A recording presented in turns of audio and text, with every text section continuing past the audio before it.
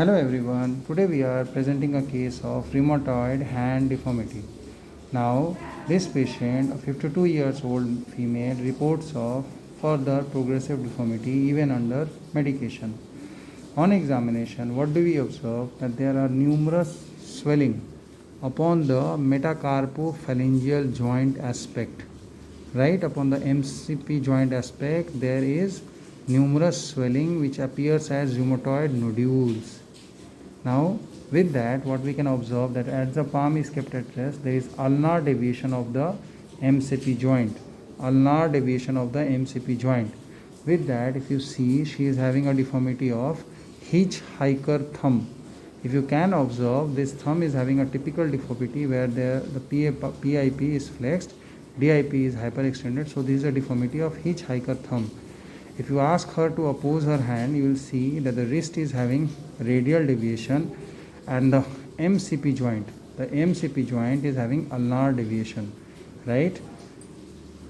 If you put the hand straight, ask her to do like this, ऐसे मोड़ो आप, खोलो. You see the normal cadence of the finger is also disturbed. Just see, she is not opposing the thumb. She is bringing the thumb from one side.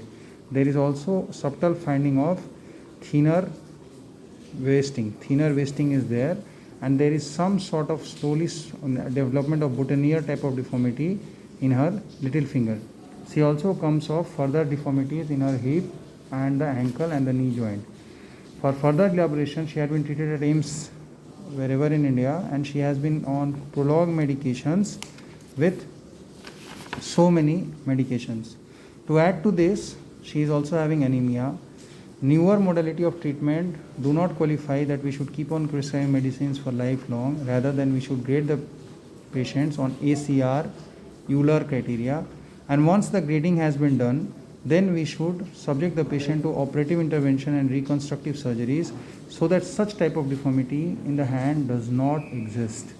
This sort of surgery is quite difficult at this stage. However, she should be counseled that her hand function can be completely obtained once she should have proper diagnosis and treatment according to American College of Rheumatology Euler criteria. Thank you.